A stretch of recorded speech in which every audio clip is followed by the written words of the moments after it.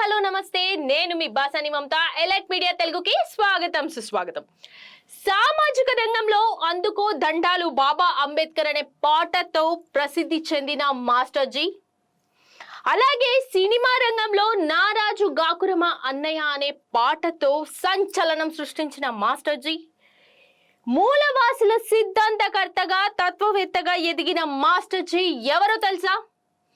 మీకెవరికి తెలీదు, కానీ మీ అందరికీ ఎలైట్ మీడియా తెలుగు ద్వారా పరిచయం చేయడానికి నేను ఈరోజు మన స్టూడియోకి తీసుకొచ్చిన. చలో మరి అన్నయ్యని పరిచయం చేయడానికి నేను రెడీగా ఉన్నా, మీ అందరు కూడా రెడీగా ఉన్నారు అనుకుంటున్నా. నమస్తే మాస్టర్ జీ అన్న. నమస్తే అమ్మా. ఎట్లున్నా అన్న? బాగున్నా అన్నా. ఇంతకీ నిన్న జరిగిన గద్దరన్న జయంతి 77వ జయంతి వేడుకలల్లా పెద్ద పెద్ద రాజకీయవేత్తలు అలాగే పెద్ద పెద్ద సింగర్లు చాలా మంది వచ్చారు. మరి మన సీఎం రేవంత్ రెడ్డి అన్న డైరెక్ట్ గా బీజేపీ ఆఫీస్ గల్లి ఉన్నటువంటి గల్లికి గద్దర్ గల్లి పేరు పెడతా అంటుండు. గట్ల ఎందుకు అంటుండు అమ్మా? ఇప్పుడు దీనికి అసలైనటువంటి కారణం ఏంటంటే, ఆ మధ్యలో అంటే ఒక 3-4 రోజుల క్రితం బండి సంజయ్ బీజేపీ నాయకులు మందకృష్ణ మాదేవి గారికి పద్మశ్రీ వచ్చిన సందర్భంగా కొంతమంది కాంగ్రెస్ నాయకులు మందకృష్ణకి ఇచ్చారు, అంతకంటే ముందు మా గద్దరికి ఇవ్వాలి కదా అంటని అడిగినప్పుడు ఆయన ఏమన్నాడంటే, గద్దరికి ఎందుకు ఇస్తామా, ఆయన నక్సలైట్ పార్టీలో పనిచేసిండు, ఆయన ఎంతో మంది సాగుకు కారణమైన అటువంటి ఆయనకి ఇయ్యం అంటనన్నాడు. అంటనంటే దీనికి స్పందించినటువంటి సీఎం కానీ కాంగ్రెస్ పార్టీ వాళ్ళు కానీ, మరి అంతకుముందు మందకృష్ణ మాదేవి కూడా పీపుల్స్ వార్లో పనిచేశాడు, ఆయనకి ఇచ్చిండ్రు, ఈయనకి ఎందుకు ఇయ్యరు, ఇది తిరకాసు, వీరు ఇట్లాగా మాట్లాడతారు అని దాని మీద స్పందిస్తూ మన సీఎం గారు నిన్న ఆయన యొక్క జయంతి సభలో ఏమన్నాడు అంటానంటే, చూడవయ్యా, నువ్వు గనక అట్లా గనక ఇవ్వని మాట్లాడినావు అనుకో, నీ యొక్క ఆఫీస్ ఏదైతే బీజేపీ ఆఫీస్ ఉందో దాని గల్లికే గద్దర్ గల్లి అని పేరు పెడతా అంటే అన్నాడు. అదే దీనికి రాజకీయ పరమైనటువంటి ఒక లింక్ అంతే. మరి ఇంతకీ బండి సంజయ్ అన్న గద్దర్ అన్నకి అసలు పద్మశ్రీ అవార్డు ఎందుకు ఇవ్వద్దు అంటుండు? ఎందుకు ఇవ్వద్దు అంటున్నంటే, ఇప్పుడమ్మా వాళ్ళు పూర్తిగా ఒక సనాతన ధర్మం అని లేకుంటే ఈ హిందూ ధర్మం అని ఇవన్నీ చెప్తా ఉంటారు. ముఖ్యంగా ఈ నక్సలిజానికి వామపక్ష ఉద్యమాలకి వాళ్ళ పార్టీ వ్యతిరేకం మొదటి నుంచి కూడా. అలాంటి వ్యతిరేక భావాలు కలిగినటువంటి పార్టీ ఆ గద్దరు ఆయన వామపక్ష భావజాలంతో పాటు పీపుల్స్ వార్కు సంబంధించినటువంటి ఒక ప్రజా కళాకారుడిగా ఆయన అనేకమైనటువంటి పాటలు రాసి ప్రజలను చైతన్యపరచడానికి ఆయన కృషి చేశాడు. అందులో భాగంగానే కొంతమంది ఆయన యొక్క పాటలు విని ఇన్స్పైర్ అయ్యి కొంతమంది ఉద్యమాల్లోకి రావడం, వచ్చినటువంటి వాళ్ళు కొంతమంది చనిపోవడం, అలాంటి దానికి నువ్వు కారకుడు కాబట్టి నీకు అట్లెట్లు ఇస్తాము, మేము ఇవ్వమంటున్నా అన్నాడు. ఇందులో ముఖ్యంగా ఒక విషయం అమ్మా, ఏ అవార్డు అయినా కూడా ప్రభుత్వాలు కానీ పాలక వర్గాలు ఏమన్నా ఇవ్వాలనుకుంటే వాళ్ళకి నచ్చింది అనుకో, వాడంత పిచ్చోడు కానీ వాడంత గూండా కానీ వాడంత లేకుంటే ప్రతిభ కలిగినటువంటి వాళ్ళు కానీ వాళ్ళకి అవార్డు ఇస్తాడు. ఎందుకు కాంగ్రెస్ మినాయింపు కాదు, ఇంకా ఏ పార్టీ కూడా మినాయింపు కాదు. ఉదాహరణకి సచిన్ టెండూల్కర్ మన క్రికెట్ ప్లేయర్, ఆయనకి భారతరత్న ఇచ్చారు. అన్నిటికంటే అత్యుత్తమైనటువంటి అవార్డు భారతరత్న. కానీ ఆ యొక్క క్రికెట్ రంగంలోనే ఆయనకు గురువు లాంటి వాడు మరి గవాస్కర్ ఉన్నాడు. అవును, కరెక్ట్. ఇంకా ఆ తర్వాత మన ఇండియాకు ఫస్ట్ టైం ఒక ఇంటర్నేషనల్కి సంబంధించినటువంటి దాంట్లో జరిగినటువంటి దానికి భారతదేశం గెలిపించడానికి మూలకారకుడైనటువంటి కపిల్ దేవ్ మన భారతదేశానికి సంబంధించిన క్రికెట్ వరల్డ్ మ్యాచ్ని కప్పుని జయించి పెట్టాడు. అవును. ఈ గవాస్కర్ కానీ కపిల్ దేవ్ కానీ వీళ్ళ టెండూల్కర్ కంటే చాలా సీనియర్స్, వారికి ఇవ్వాలి, వారికి ఇవ్వలేదు. అంటే కాంగ్రెస్ పార్టీ అప్పుడు ఏంటంటే గవాస్కర్ కొద్దిగా వెనకబడిపోయాడు, తర్వాత కపిల్ దేవ్ కూడా కొంచెం వెనకబడిపోయాడు. ఇప్పుడు మన లైమ్ లైట్ లో ఉన్న వ్యక్తి సచిన్ టెండూల్కర్, ఆయనకి ఇస్తే మాకు కొన్ని ఓట్లు ఎక్కువ వస్తాయి అనుకున్నారు ఏమో, కాబట్టి ఆయనకి ఇచ్చారు ఆ రోజు. ఇట్లా ఏంటంటే ఈ అవార్డ్స్ కు సంబంధించినటువంటి అంతా కూడా ప్రతిభకు సంబంధించినటువంటిది 50% ఉంటే వాళ్ళ పర్సనల్ ఇంట్రెస్ట్ సంబంధించినటువంటి ఎక్కువ ఉంటాయి. కాబట్టి అందులో భాగంగానే ఎనీ రాజకీయ పార్టీలు, అది కాంగ్రెస్ కానీ, కమ్యూనిస్టులు కానీ, తెలుగుదేశం కానీ, టిఆర్ఎస్ కానీ, ఎవరైనా కూడా వాళ్ళ వాళ్ళ ప్రయోజనాలు ఈక్వేషన్స్ బట్టి ఈ అవార్డ్స్ కానీ రివార్డ్స్ కానీ ఇచ్చేటువంటి ఈ యొక్క వ్యవస్థ కొనసాగుతూ వస్తుంది కూడా, స్టిల్ ఇట్స్ ప్రివైలింగ్ అన్నమాట.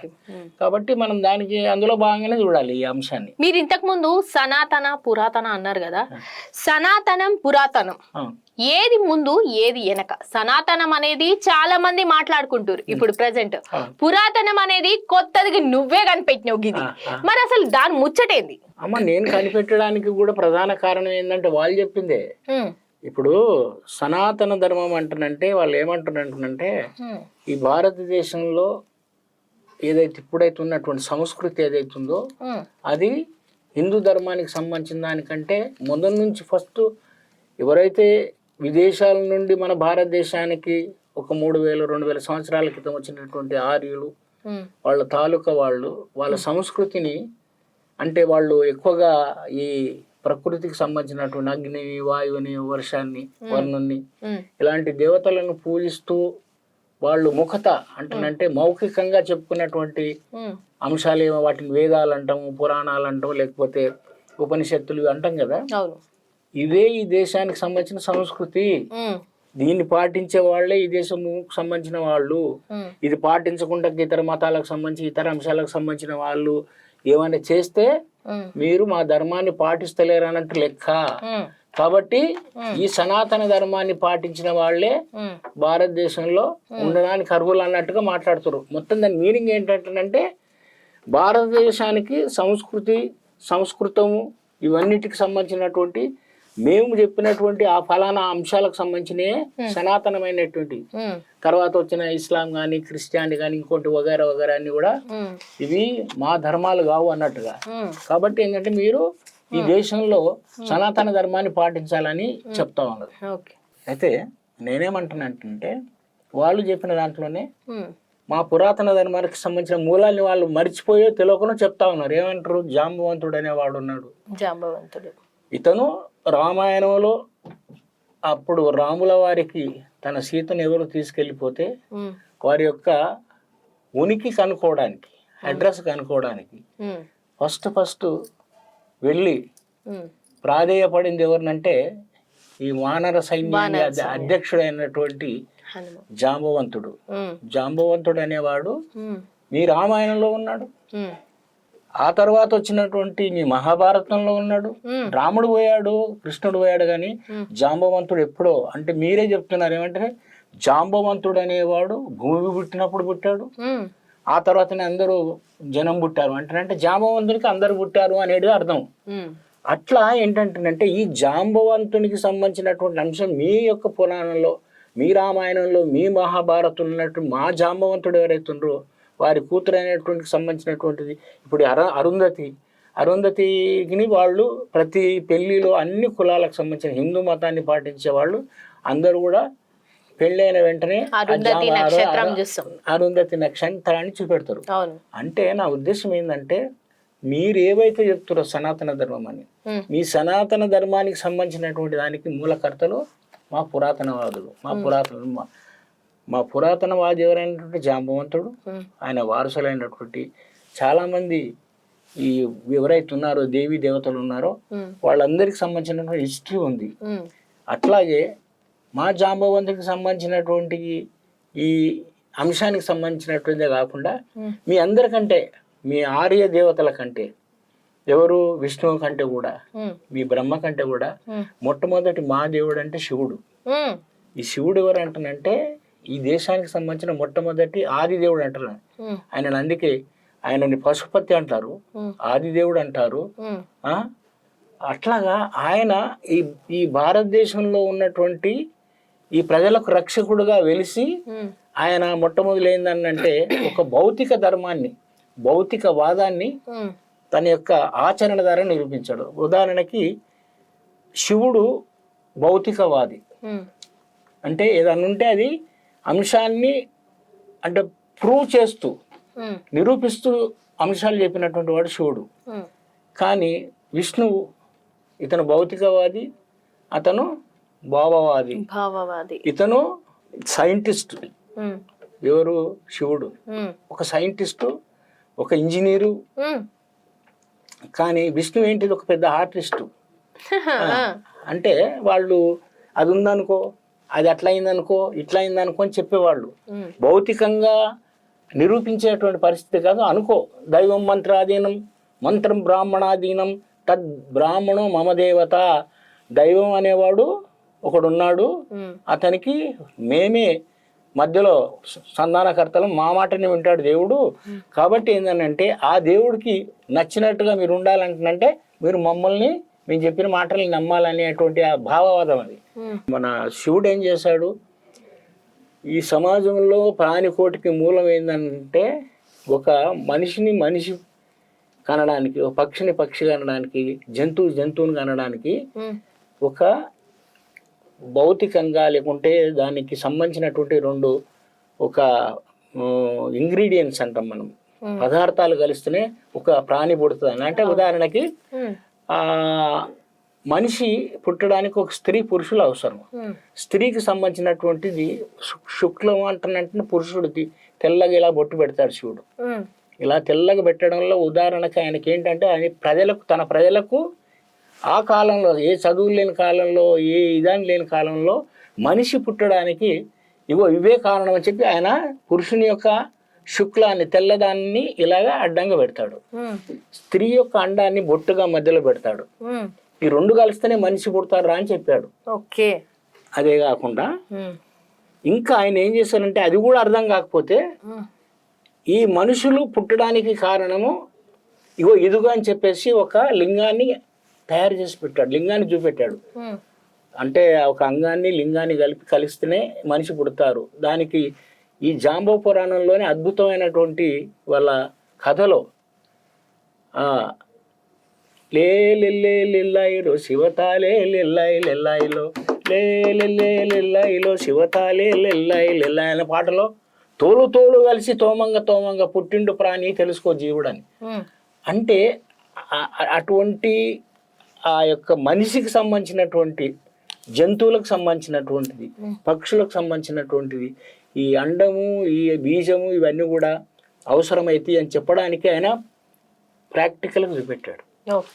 అట్లా ఆయన ఏంటంటే ఈజ్ ఏ సైంటిస్ట్ అనడానికి ఒకటి. ఇంకోటి ఈ ఇంజనీర్ అన్నాను నేను. అయితే ఇంజనీర్ అంటే ఏంటిది, అప్పటి కాలంలో కేవలం మనుషులు అప్పుడేదో జంతువుల్ని వాటిని కోసుకొని తినడం, వేటాడి తినడం అనేది ఉండే కదా. అలాంటి పరిస్థితుల్లో మనుషులకు పంటలు పండియాలి, ఎట్లా పంటలు పండియాలి, నీళ్ళని ఎలా మలపాలి అని చెప్పి ఆ యొక్క నీటికి అడ్డుకట్ట వేసి, భగీరథుడుగా పేరు రావడానికి కూడా కారణం ఏంటంటే నీటికి అడ్డుకట్ట వేసి ఆ నీళ్ళని పొలాలు పారడానికి మలిపినటువంటి వ్యక్తిగా ఆయనకి ఒక ఇంజనీర్గా కూడా ఆయనని మనం పిలుచుకోవచ్చు.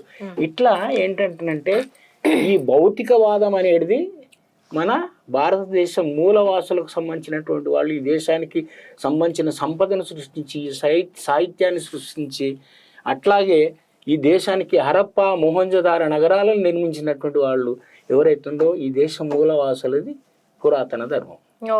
ఈ సనాతన ధర్మం అనేది ఏంటంటే ఆ తర్వాత భారతదేశానికి బ్రతకడానికి వచ్చి అద్భుతమైన నదీ నదాలని, అద్భుతమైన కట్టడాలని, నాగరికతని, అంటే సింధు నాగరికతను చూసి అబ్బా ఇంత అద్భుతమైనటువంటి ప్లేసు, మనం ఇక్కడ నుంచి కదలకూడదు అని చెప్పేసి ఇక్కడ తిష్ట వేసినటువంటి వాళ్ళది వచ్చేసి వాళ్ళు ఇప్పుడు సనాతన ధర్మం అంటారు. అయితే ఇక్కడ ఈ దేశానికి సంబంధించినటువంటి మూలవాసులు మేము ఎక్కడికెళ్ళో బతుకొచ్చినామని ఎప్పుడైనా అనగలరని చెప్పేసి ఏం చేశారంటారంటే వీళ్ళ వాళ్ళని ఏంటంటే ఎప్పటికీ తమ యొక్క చెప్పు చేతులో ఉండేలాగా వాళ్ళ యొక్క మైండ్ని, బుర్రని క్యాప్చర్ చేయడానికి ఫస్ట్ 20 గట్లును నల్లగా లప్పడి ముక్కు చిప్పడంత తోలు అట్లా ఎందుకు సార్ మేము గిట్ల ఎందుకున్నాం అంటానంటే కర్మరాబాయి మీరు అన్నాడు. ఫస్ట్ కర్మ సిద్ధాంతం చెప్పారు. కర్మ అంటే ఏంటి సారు అన్నాడు. ఏందిదయా కర్మ, పోయిన జన్మలో లేదో పాపం, పునర్జన్మ సిద్ధాంతాన్ని తీసుకొచ్చాడు. పోయిన జన్మలో మీరు ఏదో పాపం చేశారు కాబట్టి ఈ జన్మలో ఇట్లా పుట్టారు, మరి మీలాగా పుట్టారు. మేము చూడ ఎంత అందంగా ఉన్నాము, అందగాళ్ళము, అరవింద దళాయ దాక్షరం, ఆజానుభావులము, మా లెక్క ఉండాలంటేనంటే మీరు ఎక్కువ ఉండాలంటే ఏం చేయాలంటే మాకు సేవలు చేయాలి. ఏం చేయాలా? సేవలు చేయాలి. ఏం సేవలు అంటానంటే ఆ మనువాద ఆర్య వీళ్ళకి సంబంధించినటువంటి వాళ్ళకి కావాల్సిన అవసరమైన వస్తువులను అన్నిటిని, ఉత్పత్తి సంపదని అన్నిటిని చేసి వీళ్ళకి ఇవ్వాలి. వీళ్ళకి ఇయ్యగా మిగిలింది వీళ్ళు తినొద్దు. ఎవరు? ఈ దేశ మూలవాసులు తినకూడదు. తినకూడదు అంటే ఏం చేయాలి? దాన్ని మంటలలో వేల్చి కాల్చి లేకుంటే ధ్వంసం చేసి చేయాలంటే దానికి సంబంధించినటువంటి దాన్ని ఈ మొత్తం పదార్థాలన్నీ మంటలు వేసి కాల్చితే అందులో వచ్చిన పొగ నుండి మేఘాలు ఏర్పడతాయి, మేఘాల నుండి వర్షం వస్తుందని చెప్పి యజ్ఞయాగాలకు సంబంధించినటువంటి ఒక ప్రక్రియను కనుక్కున్నారు. ఈ యజ్ఞయాగాల పేర్లలో మళ్ళా ఇప్పుడు ప్రయోగం అని చెప్తున్నాం కదా, ప్రయోగాలు జరుగుతున్నాయి కదా, అదొకటి ప్రయోగ అంటున్నంటే అక్కడ యాగాలు చేసేదాన్ని ప్రయాగ అన్నారు.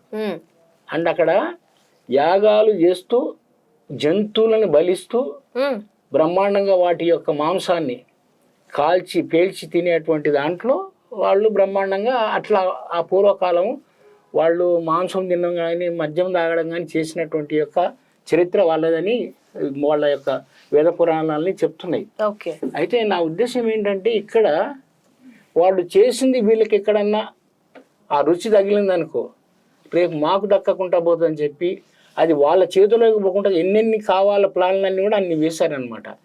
అట్లా అంటే ఇది ఒక 3000 సంవత్సరాల నుంచి కొనసాగుతూ వస్తుంది. అసలు మనిషి పుట్టి ఈ యొక్క పరిణామ క్రమంలో ఈ ప్రపంచంలో ఉన్నటువంటి అన్ని ఖండాలకు విస్తరించడానికి మూల కారణం ఆఫ్రికా ఖండం.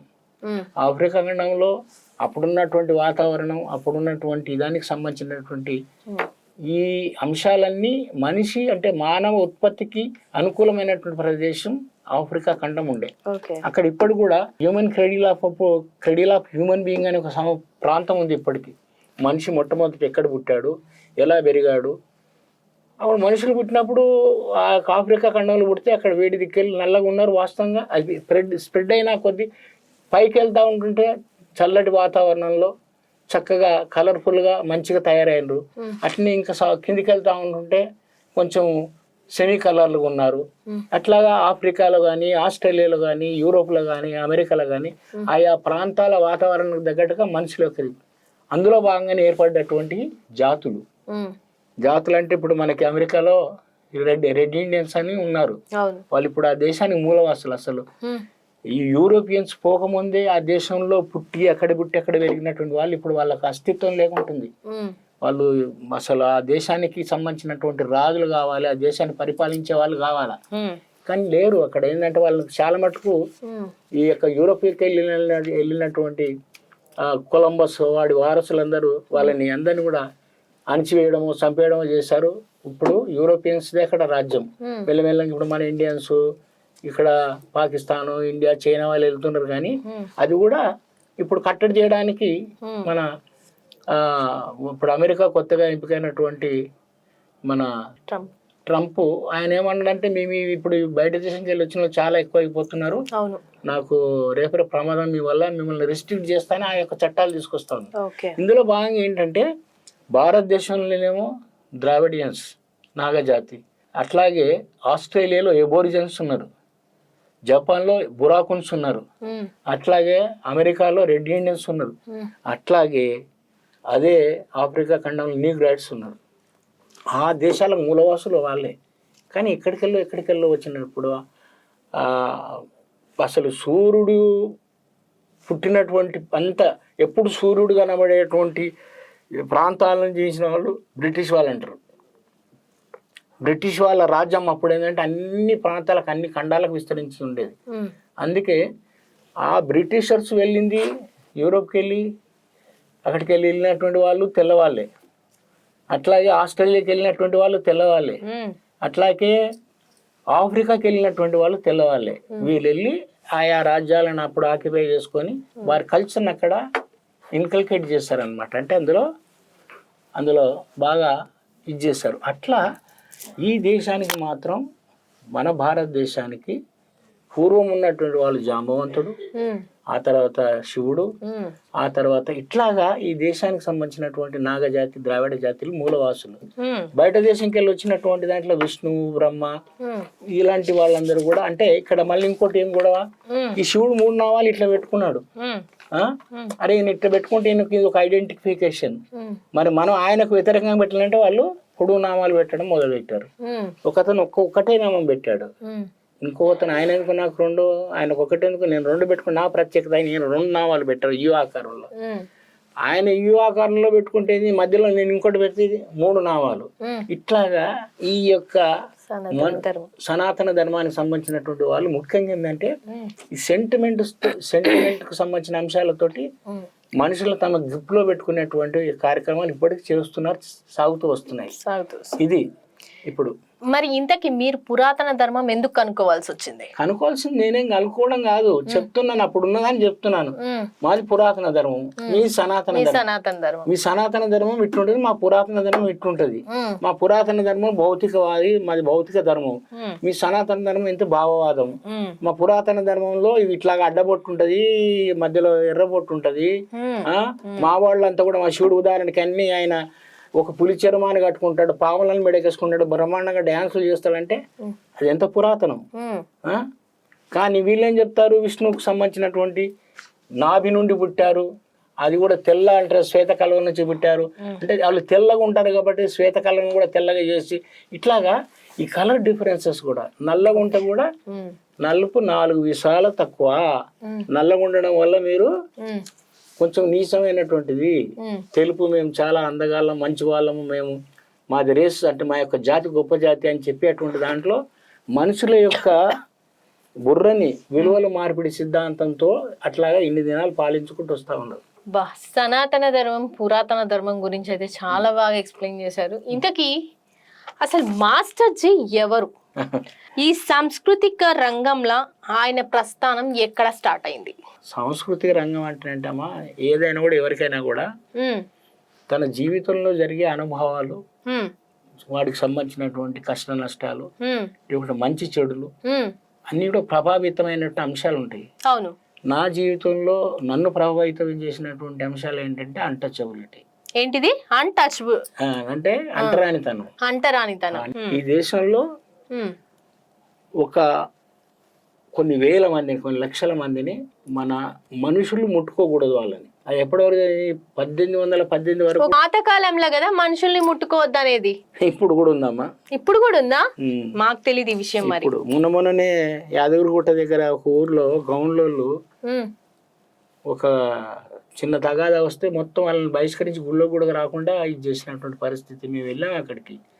వెళ్ళి ఒక బీసీ కమ్యూనిటీ, ఇప్పుడు ఇక్కడ బీసీ కమ్యూనిటీ అనబడుతున్న వాళ్ళకి ఈ పరిస్థితి ఉంటే, ఉమ్, వాళ్ళకంటే ఇక కిందగా చెప్పబడుతున్నటువంటి ఎస్సీలు ఎస్టీలు ఉమ్, వాళ్ళ పరిస్థితులు ఉమ్, ఇప్పుడు కూడా కొన్ని చోట్లల్లో సపరేట్ గ్లాసులలో వాళ్ళకి చాయ్ ఇస్తారు. ఆ, మీరు బార్డర్ ఏరియా తీసుకోండి, ఉమ్, బార్డర్ ఏరియాలలో మీరు చాయ్ తాగాలంటే ఉమ్, ఎవరి గ్లాసు వాళ్ళు కడుక్కొని, ఉమ్, కడుక్కున్న తర్వాత అలా చాయ్ పోస్తే డబ్బులు పైకి లేసి ఆ తాగిన గ్లాస్ మళ్ళీ కడిగి ఎక్కడైతే అక్కడ పెడతారో ప్రత్యేకమైన ప్లేస్లో ఉమ్, అక్కడ పెట్టి ఉమ్, వెళ్ళిపోవాల్సిన పరిస్థితి ఇప్పుడు కొన్ని చోట్లలో.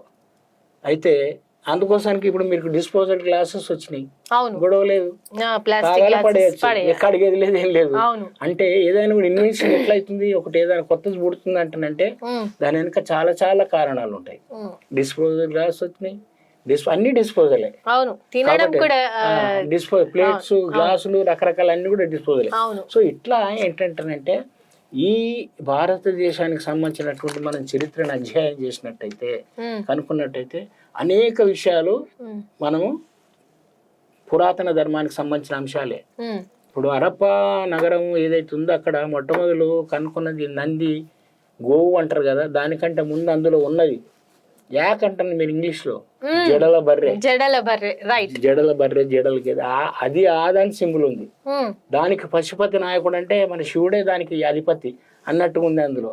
ఉమ్, అయితే వాటిని అన్నిటినీ మెల్లమెల్లగా ధ్వంసం చేస్తూ ఇవాళ అయితే రాజ్యాంగాన్ని ఇట్లాగా మెల్లమెల్లగా అంత దాని యొక్క ఎసెన్స్ని తీసేయాలని ప్రయత్నం. అట్లాగా ఉమ్, కొన్ని వేల సంవత్సరాల నుంచి మెల్లమెల్లగా శివుడు, ఆయనకు సంబంధించిన అస్తిత్వం, అడ్డబొట్టులకు సంబంధించిన అస్తిత్వాలని మెల్లమెల్లగా తొలగించడానికి ప్రయత్నాలు జరుగుతూనే ఉన్నాయి. అట్లా ఇప్పుడు మీకు శివకేశవుల యుద్ధం అని ఉంది, కర్ణాటకలో అయితే పెద్దగా ఇది అనమాట ఇప్పుడు కూడా. అంటే ఒకప్పుడు మా శివుడు గొప్ప, మా విష్ణువు గొప్ప అని పెద్ద పెద్ద యుద్ధాలు జరిగినాయి, కొట్లాడుకుని చంపుకురు. అందుకే ఆ పాట గురించి కూడా దాంట్లో అందుకే పాటలు. మరి మాకోసం ఒక పాట శివుడి గురించి. అంటే శివకేశవుల కొద్దు భేదము, ఇంకా శివకేశవుల కొద్దు భేదము అని ఇట్లాగా వాళ్ళు ఇద్దరు ఒకడు కూడా మన జాతికి సంబంధించినటువంటి వాళ్ళని కలపడానికి ప్రయత్నం చేసిన పాటలు ఉంటున్నాయి. ఇట్లా ఏంటంటే ఆయా సమాజాలలో పుట్టినటువంటి అంశాలకు సంబంధించిన పాటలు వచ్చినాయి. ఇప్పుడు వేదాలు, పురాణాలు, ఇతిహాసాలు. అంటే మా అలాంటి కళాకారులమ్మ ఎవరైనా కూడా మనిషికి ఒక సంఘటన జరిగినప్పుడు కానీ, ఒక భావం ఉద్భవించినప్పుడు కానీ, పూర్వకాలము ఏ మాటలు రానప్పుడు మనుషులు తాండవాలంటే చిందులు వేశారు మన ఆనందాన్ని వ్యక్తపరచుకోవడానికి. మనిషికి మాట వచ్చిన తర్వాత ఒక కవిత్వము, పాట పుట్టింది. ఆ పాటని ఏంటంటే ఇప్పుడున్నటువంటి జనరేషన్ దాని పాటని 3 ముక్కలు చేశారు. జానపదం అన్నారు, లలిత గీతాలు అన్నారు, శాస్త్రీయ గీతాలు అన్నారు. అందుకే నేను ఒక పాట రాశాను. పాట మొదలు పుట్టింది పద్యము కన్నా, అది పుట్టినప్పుడు లేదు ఏ శాస్త్రమురన్నా. పాట మొదలు పుట్టింది పద్యము కన్నా, అది పుట్టినప్పుడు లేదు ఏ శాస్త్రమురన్నా. మొదలు జానపదముగా పిదప లలిత గీతమై, మొదలు జానపదముగా పిదప లలిత గీతమై, ఆ పిదపే శాస్త్రీయ చట్టంలో ఇరుక్కుని, ఆ పిదపే శాస్త్రీయ చట్టంలో ఇరుక్కుని, గిలగిలలాడేసి నేడు కూనరిల్లుతున్నది. పాట మొదలు పుట్టింది పద్యము కన్నా, అది పుట్టినప్పుడు లేదు ఏ శాస్త్రమురన్నా. ఏ శాస్త్రం లేనప్పుడు మనుషులు అద్భుతమైన పాటలు. ఇప్పుడు కూడా ఏ శాస్త్రం ఊర్లల్లా అలవోక నోట్లకెళ్ళి అమ్మాయిని చూసింది అనుకో పాట, అట్ల పోయే ఆడిదాన్ని ఎట్లాగైనా పట్టుకొని, అట్ల పోయే ఆడిదాన్ని ఎట్లాగైనా పట్టుకొని, ముద్దు నేను పెట్టు అని ఆటోమేటిక్గా ఆయనకున్న భావాన్ని ఆ దానికి అప్పటికప్పుడు రాసిపడ్డంట. మీకు ఎట్లా వచ్చిందో ఫస్ట్ పాట? మీరు ఎవరిని చూసి రాయాలనుకున్నారు ఫస్ట్? అమ్మా నేను పాటలు అనేక రకాల పాటలు రాసిన ఫస్ట్ పాట ఎట్లా రాసిన? ఫస్ట్ నేను రాసిన పాటలు భజన గీతాలు, దేవుడియే రాశాను. ఎందుకంటే నాకు గుర్తింపు కావాలి, నన్ను అందరూ ముట్టుకోవాలి, నన్ను గుళ్ళోకి రానియాల అని చెప్పి దేవుడి మీద పాటలు రాస్తానన్న గుళ్ళోకి రానిస్తారేమోనని అనేక పాటలు దేవుడి మీద రాశాను. ఇప్పుడు అదొక పుస్తకం 32 పాటలతోటి గుడి గంటలు అనే పుస్తకం ఉంది నా దగ్గర. అయితే దానికి కారణం ఏంటంటే నేను పుట్టి పెరిగిన ప్రాంతం ఇప్పుడు ఏదైతే బొల్లారం అని ఉందో, రాష్ట్రపతి నిలయం బొల్లారం, అక్కడ నేను పుట్టి పెరిగిన ప్రాంతం అది. అక్కడ ఈ చిన్నప్పుడుకు సంబంధించినటువంటి దానికి సంఘటనను చెప్పాల్సినటువంటి అవసరం ఎందుకు వచ్చిందంటే, బొల్లారం 2 భాగాలు ఉంటుంది. ఒకటి రైల్వే మధ్యలో ట్రాక్లో అటు తూర్పు వైపు వచ్చి బొల్లారం వచ్చేసి కంటోన్మెంట్ ఏరియా, పడమట దిక్కున ఉన్నటువంటిది ఏంటంటే అది మన గ్రామ పంచాయతీలకు సంబంధించిన ఏరియా. ఇక్కడ మేము పుట్టి పెరిగిన ప్రాంతం ఈ కంటోన్మెంట్ ఏరియా వైపు. అయితే ఇక్కడ మంచినీళ్ళ నల్లాలు మొత్తం ఈ సికింద్రాబాద్ నుంచి అంటే గండిపేట నుండి వచ్చే నీళ్ళని నల్లాలు అంటే కుళాయిల రూపంలో ఆయా ప్రాంతాలలో పెట్టుకుంటూ వచ్చారు. మరి మేముంటున్నదంటే ఒక వ్యవసాయ బావి. ఆ వ్యవసాయ బావి మీద ఒక 12 కుటుంబాలు 11 కుటుంబాలు ఉండేటి. అందులో 3 కుటుంబాలు బెస్త కుటుంబాలు, బెస్త వాళ్ళు, 3 కుటుంబాలు మాల కుటుంబాలు, ఒక 5 కుటుంబాలు మాది వాళ్ళకు సంబంధించినవి. ఈ కుటుంబాలకు సంబంధించినటువంటి ఏ అవసరాలకు సంబంధించిన నీళ్ళైనా బావి నీళ్ళు, వ్యవసాయ బావి నీళ్ళని తీసుకొని బాసలు గడకాల, బట్టలు ఉతకాలన్నా ఏదైనా కూడా ఆ నీళ్లు వాడుకునేటోళ్ళు. కానీ అన్నం వండాలి, తొందరగా ఉడకాలంటే మంచినీళ్ళు కావాలి, పప్పు ఉడకాలంటే కూడా మంచినీళ్ళు కావాలి. ఆ నీళ్లు పట్టుకురావడానికి మేము ఆ నల్లాల దగ్గరికి వెళ్ళి ఒక మేము ఉన్నట్టు వ్యవసాయ బావి నుంచి ఆ నీళ్లు పట్టుకురావడానికి వెళ్ళినప్పుడు అక్కడ మేము మా కులాలకు సంబంధించి మొదలు పట్టుకోవడం, ఎంత నువ్వు తొందరగా నీళ్ళు వచ్చాకంటే ముందు వెళ్ళినా కూడా అక్కడికి వెళ్ళడానికి పట్టుకోవడానికి ముట్టుకోవడానికి వెళ్ళలేదు. అది పెద్ద కులాల వాళ్ళు అందరూ పట్టుకున్న తర్వాత మాకు అవకాశం వస్తే పట్టుకోవాలి, లేకుంటే అడుక్కోవాలి. బిచ్చం అడుకున్నట్లు వీళ్ళు అడుక్కొని తీసుకొని రావాలి. ఇది ఎప్పుడు ఏ సంవత్సరంలో జరిగింది? నేను చిన్నగా ఉన్నప్పుడు అమ్మ 1956, 52 నుంచి. నేను 52లో పుట్టాను. 56 నాకు నా అనుభవంలో 56 నుంచి ఇది అనుభవం. సో ఇటువంటి పరిస్థితులలో అక్కడ ఆ కంటోన్మెంట్ ఏరియాలలో మేము నల్లకెళ్ళి నీళ్ళు తీసుకొచ్చే ప్రాంతం శివునిగూడ అని ఉంది. అక్కడ పక్కనే ఇట్లా శివునిగూడ ఉంటుంది, దాని పక్క కొలాయి నల్ల ఉంటుంది. దానికి సంబంధించినటువంటి పూజారి మొదలు పట్టుకున్న తర్వాత మిగతా కులాలు పట్టుకున్న తర్వాత మేము నీళ్ళు పట్టుకోవాలి లాస్ట్కు. అయితే అప్పుడు పొద్దున 9 గంటలకి స్కూల్కి వెళ్ళాలి. కానీ స్కూల్కి వెళ్ళాలంటే ఇక్కడ నీళ్ళు దొరకలేదు అనుకో, నీళ్ళు దొరకకుండా బోనికి లేదు నేను ఇంటికి. భిక్షమన్న అడుకొని తీసుకెళ్ళాలి, పట్టుకునన్న వెళ్ళాలి. అటువంటి పరిస్థితులలో ఒకసారి మా అమ్మని అడిగాను, అమ్మ ఈ గంటిపేట చెరువు నీళ్ళు అంటారు, గంటిపేట చెరువు అంటే మన అల్వాల్ చెరువు అంటారు, ఇక్కడ చెరువు ఒకటి ఉంది. చెరువు అంటే చెరువే కదా, ఇది అంతనే ఉంటుందా అని. గంటేటరా పెద్ద ఉంటుందట. మా అమ్మ కూడా తెలియదు పెద్ద ఉంటుందట అని.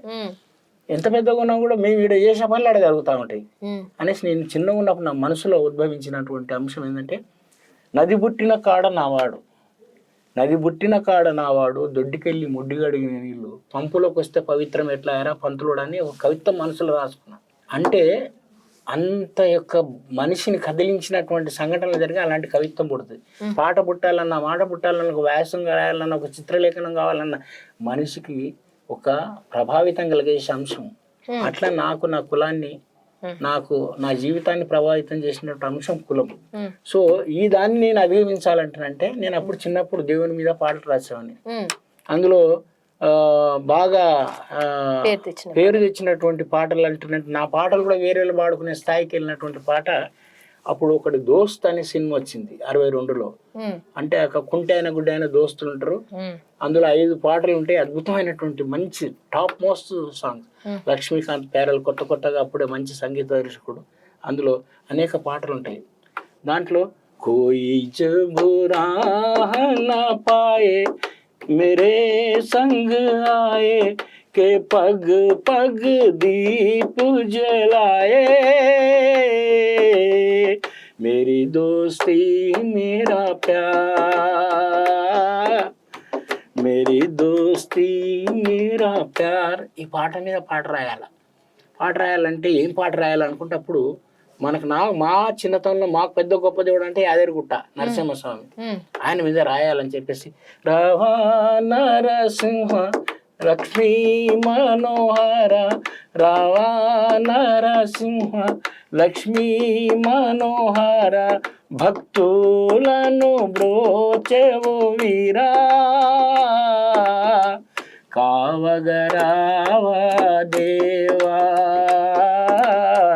కావగరావా దేవా. ఇట్లా ఈ పాటలు రాసి పాడుతుంటే నేను రాసిన పాటలు వేరేవాళ్ళు పాడడం మొదలు భజన మండలి వాళ్ళు, అరే నువ్వు రాసిన పాటలు పల్లెల్లో వాడుతున్నారని మా బావ ఎవరైతే మాకు పాటలు నేర్పిస్తే ఆయన శ్రీరాములు బావ అని ఉండే. అంటే మేము వరుసలు పెట్టుకొచ్చుకున్నాం పూస శ్రీరాములు అని. ఆయన సోమవారం భజనల పాటలు నేర్పించాడు మాకు. అయితే అరే బాబా నేను రాసిన పాటలు వేరే వాళ్ళు పాడుతున్నట్టు ఇంకా రాయాలనిపించింది. అప్పుడు ఏ సినిమా ఇట్టుది వస్తే ముఖ్యంగా హిందీ సినిమాలు జబ్ జబ్ పూల్కిలి, హిమాలయకి గోధుమే, అట్లాగే మన ఇట్లా అనేక రకాల సినిమాల పాటల మీద పాట రాయడం మొదలుపెట్టిన. అన్ని వేరే వాళ్ళు పాడుతున్నాడు. అప్పుడు నాకేమనిపించింది అంటే అరే మంచిది ఉంది, నాకు కొంచెం ఇప్పుడన్నా దేవుని గుళ్ళకి ఎంట్రీ దొరుకుతుంది అనుకున్న క్రమంలో ఒకనాడు మా బావగారు ఏం చెప్పాడంటే, అరే సోమవారం నాడు శివుని గుళ్ళో మన పంతులు భజన చేయనికి పిలుస్తున్నాను. పంతులు భజన చేయనికి పిలుస్తున్నాడా? ఏ పంతులు? షాకు. అమ్మో నీళ్ళు పట్టుకొనియాడు కదా, అసలు దగ్గర ముట్టుకొనియాడు కదా, గాయన ఎట్లా రమ్మంటాడు? అరే దేవుడి కాడ భజన చేయమన్నాడు, రమ్మన్నారా అనేసి నాకు ఆదివారం చెప్పిండు ఆయన. చెప్తే నాకు ఇంకా మనసులో అనేక రకాల భావాలు అసలు నన్ను గజిబిజి చేసి పడేసినాయి అనమాట. అప్పుడు ఏమనిపించింది అంటే, అరే నేను ఈ శివుని గురించి పాట రాయాలి, కానీ అది సినిమా పాటల ట్యూన్ ఉండదు, దానికి ఓన్ ట్యూన్ కట్టాలన్నప్పుడు మంచి ఒక ట్యూన్ తయారు చేసుకొని రాత్రి అంతా దాన్ని మనం వల్లే వేస్తూ తిరగవేస్తూ పాడుకుంటూ ఎప్పుడు సాయంత్రం అవుతుంది, ఎప్పుడు గుళ్ళకి పోతాం అని మొత్తానికి ఆ టైం రానే వచ్చింది. 6 గంటలకు అందరూ ఇక పోవాలరా మనం అంటే డోలకు హార్మోని ఇంకా ఖంజరా ఇవన్నీ తీసుకొని ఇక శివుని గుడి కాడికి పోయినాం. పోయినాక నేను ఆ గుడిలోకి ఎప్పుడు దగ్గర రాని, ఆ పక్కన కూడా దగ్గర రానియడు. అటువంటి పరిస్థితుల్లో గుడిలో అడుగు పెడుతున్నా. గడప దాటుతుంటే నా విధమైనటువంటి ఒక విధమైనటువంటి ప్రకంపన, నేనేనా ఈ గుళ్ళోకి పోతుంది. ఒకప్పుడు గుళ్ళోకి రానిచ్చే వాళ్ళు కాదు, కానీ ఇప్పుడు గుళ్ళోకి పిలిచి మరి భజన చేయమంటున్నారు అంటే అదొక రకమైన వైబ్రేషన్. అప్పుడు ఏమైందంటే ఇక వెళ్ళాం, లోపలికి వెళ్ళాం. అప్పుడు కూడా నాకు నమ్మబుద్ధి అయితే లేదు. గుళ్ళో శివుని చూస్తున్నా, అవన్నీ గంటలు అవి ఇవన్నీ చూస్తున్నా. ఆడ ఇక కార్పెట్ మీద కూర్చోబెట్టారు. మొత్తం ఏంటంటే హార్మోని డోలకన్నీ రెడీ చేసుకొని పాటలు మొదలెట్టు అందరితో పాటు కూర్చుని. ఇక అయితే 2-3 పాటలు వెనకనే నువ్వు పాడరా అన్నాడు మా బావ. ఆయన నేను ఎప్పుడైతే నేను కొత్తగా రాసిన పాట పాడడం మొదలుపెట్టిన. ఆ పాట రా రా రా శివశంకర మము బ్రోవరా కరుణించరా, రా రా రా శివశంకర మము బ్రోవరా కరుణించరా, విలయ తాండవము ఆడే వీర శంకర, హరి ఓం హరి ఓం హరి ఓం, రుద్ర రూపమును దాల్చి వేగరావెరా, హరి ఓం హరి ఓం హరి ఓం, జగద్భయంకరా నాట్య సుందరా, జగద్భయంకరా నాట్య సుందరా, జనని పార్వతితో మాకు దర్శనీయరా, రా రా రా శివశంకరా మము బ్రోవరా. ఇట్లాగ 3 చరణాలతోటి పాడిన. ఆ పంతులు చూస్తున్నాడు, అరే ఏంద్రా భయ్ పోరడు ఇట్లా పాడుతున్నాడు, ఏమో రోజు నీళ్ళు పట్టుకొని వస్తాడు వీడు, ఇంత బాగా కొడుతు, అరే ఈయన ప్రతి సోమవారం తీసుకురా గుళ్ళకి అన్నాడు. అప్పుడు నాకు ఆనందం పట్టలేదు. అరే నన్ను రమ్మంటుండ ఈ పంతులు. అసలు ఈ పాట లేదో మతలో ఉంది. ఈ పాట నన్ను ఎక్కడికో తీసుకుపోయేటట్టుంది అనుకొని ఎప్పుడు ఏం చేశానంటే అంటుంది ఈ గుడిలోకి పోయినాను. మరి నేను రేడియోలో కూడా వాడాలి. రేడియోలు కూడా వాడితే చాలా ఇంకా ఫేమస్ అవుతాం కదా, పెద్దగా అవుతాము. అంటే అందరూ ఇంకా ఎక్కువ గుర్తుపడతారు. అంటున్నప్పుడు చిన్న వయసు అప్పుడు కూడా, అప్పుడు బాలానందం బాల వినోదం అని రేడియోలో ఒక కార్యక్రమం వస్తుంది, ఆల్ ఇండియా రేడియోలో. అప్పుడు న్యాయపతి రాఘవరావు, శారదా శ్రీనివాసన్ అనేవాళ్ళు ఇది నిర్వహించేటోళ్ళు. ఇవన్నీ పేర్లు మాకు తెలియదు. అయితే అక్కడికి వెళ్ళాను పాట పాడాలని. మా ఫ్రెండ్ని తీసుకొని వెళ్ళాను. నాకు తెలియదు అప్పటికి నాంపల్లి ఈ అసెంబ్లీ ఎదురుగా ఉంటుందండి. తీసుకొని పోయినాక అక్కడ పోయి బాబు ఏంటి వచ్చినట్టు పాట పాడాలి, పాడు అంటున్నాను అంటే నేను సినిమా పాట పాడినా. ఏదో ఒక పాట సినిమా అప్పుడు వచ్చినాయి. అయితే ఏ బాబు సినిమా పాటలు పాడొద్దు, ఇలా దేవుని పాటలు వాడాలి. దేవుని పాటలు వాడు, మన భక్తి గీతాలు, జాతీయ గీతాలు, లలిత గీతాలు వాడాలి, కానీ సినిమా పాటలు వద్దు. అయ్యో నేను ఇంత దూరం వచ్చి వేస్తాడు అమ్మ, నేను వదలొద్దు. మళ్ళీ ఆదివారం నాడు ఇంకో నేను స్వయంగా పాట రాసుకొని పోయినాక పాట పాడి వినిపించిన. బాబు పాట బాగుంది, కానీ నువ్వు ఒత్తులు తిరగాలి, కరెక్ట్ భక్తులు ఒత్తులు తిరగాల. అప్పట్లో కూడా అంటే వాళ్ళు బ్రాహ్మణ్స్ కదా అని అంటున్నంటే, ఏంది మేడం అంటున్నాడు, నువ్వు చెప్పగలమా నీ ఘనతను మాత అంటున్నావు. ఘనత అనాలి, గాకు గావత్తు జట ఇయ్యాల ఘనతను. ఓ మాత ఓ భారత మాత బాకు భావత్తు ఇవ్వాలి, భారత మాత ప్రాక్టీస్ చేయి బాబు అంటే బాగా వెనుక పోయి చెట్ల కింద ఆడ పాట ప్రాక్టీస్ చేసి వచ్చి మళ్ళీ ఇట్లా వాడాలి అన్నాక ఇక మొత్తం ఆ కార్యక్రమంలో ఎట్నో భయం అంతా ఇట్నే పెద్ద హాలు లాకేసేస్తే చల్లగా కూల్ వస్తుంది, భయం అవుతుంది ఎప్పుడు అట్లా. మొత్తానికి పాడిన చప్పట్లు కొట్టరు. ఇక నాకు అంటే అసలు గండం గడిచి పిండం బయటపడ్డంత పని అయింది. మొత్తానికి ఆ పాట పాడి వచ్చి మళ్ళీ బస్సులో మేము ఇద్దరం దిగినాం. దిగేకొచ్చి నడుస్తున్నాం, మా ఫ్రెండ్స్ కనబడ్డారు. ఇక అరే ఏం పాడినవరా పోయి నువ్వు రేడియోలా, అరే మనోడు ఇప్పుడు రేడియోలు పాట పాడిన ఇప్పుడు అందరికి పరిచయం చేస్తున్నారు. అమ్మని అమ్మ ఇది పెద్ద బాగానే ఉన్నట్టుంది. అయితే ఈ పాట నన్ను ఎక్కడికో తీసుకుపోతుంది, ఈ పాటను వదలదు అని అట్లా ఆ పాటను ఆయుధంగా చేసుకొని నేను స్కూల్లో కానీ, నా స్కూల్లో నేను అన్నిట్లలో బాగుంటుంది. 3వ తరగతి వరకు లెక్కలలో కూడా బాగున్నా. కానీ ఆ తర్వాత లెక్కలు రావడం భయం అవుతుంది లెక్కలు అంటే. ఆయన కూడా మా సార్లు ఉన్నారు, మంచి పాటలు పాడతారు, ఆయన పాస్ చేసి పడేసాను అనేవాళ్ళు లెక్కలలో. పాటలు పాడతారని నిన్ను పాస్ చేయమనేటోళ్ళ. అవును. అయితే ఇట్లా ఏమైందంటే ఈ పాట నాకు ఒక ఆయుధంగా దొరికిన తర్వాత వయసుతో పాటు నా వయసుతో పాటు యుక్త వయసులోకి వచ్చినప్పుడు అమ్మాయిల మీద చూసుకొని రాసిన పాటలు ఉన్నాయి.